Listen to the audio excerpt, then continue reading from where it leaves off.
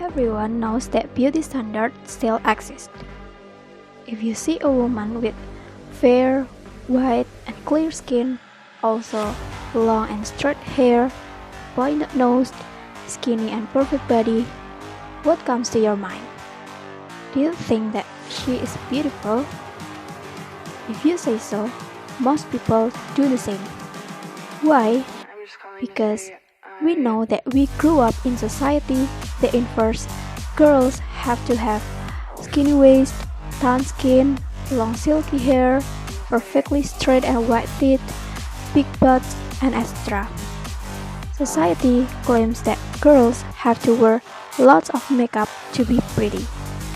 Society claims that girls have to do inappropriate things to be happy as well as cool. These perceptions lead us in defining what is actually meant by beauty.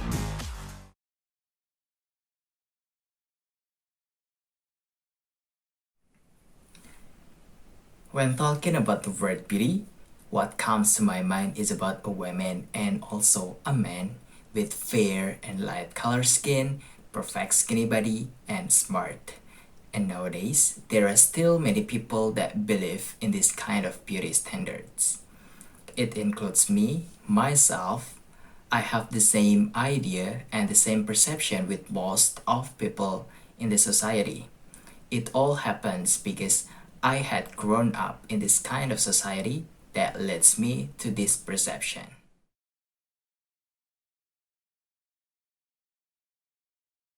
Most of the videos that we have watched are talking about beauty standards that exist in society and how we tend to believe it. We are always wondering and worrying whether we have to fulfill those standards or not. And in these videos, many of speakers are carrying a topic about how the beauty standard has made us feel anxious, insecure, not good enough, and etc. And then they are offering many solutions and new ideas about it and how we should not have to worry about it. And then they gave new insight to all of girls and women in this world by delivering the history and evolution of beauty standard. So by watching their videos, they hope that it makes us realize that beauty standards are currently different in every place in this world and have totally changed over the time.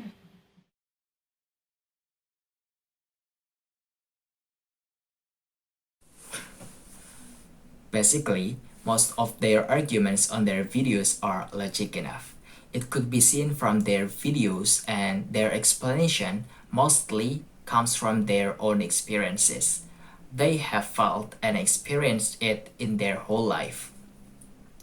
They also strengthen their arguments with reliable research conducted by themselves or another qualified researcher. For example, here, one of the speakers, Esther Honig, has done her experiment about how people define beauty around the world. She sent her bare-faced no makeup image to 50 strangers around the world and asked them to use Photoshop to edit to make her beautiful.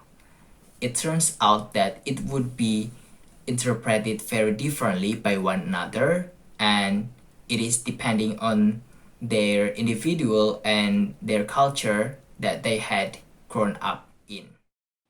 People had changed the color of her skin to be lighter or darker. They had shaved down her eyebrows to be pencil thin or thick and bushy. She was dressed in a hijab, and in some instances, her face was completely reconstructed. Again, it all depends on the individual and the culture they had grown up in. One of the video posted in Tribeca Film Institute YouTube channel give the statistic data show that 91% of women don't feel they beautiful and only 4% of women know their worth of beauty. And the other data show that 60% of women had naturally curly hair, but they choose to straighten it because in global beauty standard, a straight hair has been pushed as the sexiest and more attractive in centuries. So these results show that there are still most girls and women in this world do not accept the way they look naturally just to fit in these ideals of beauty standards.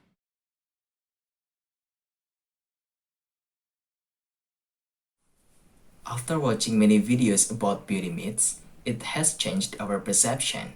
Long before we watched the videos, we thought that beauty is about white, fair and clear skin, long and straight hair, a pointed nose, and skinny and perfect body. But now it widens open our eyes that beauty is not always about those things.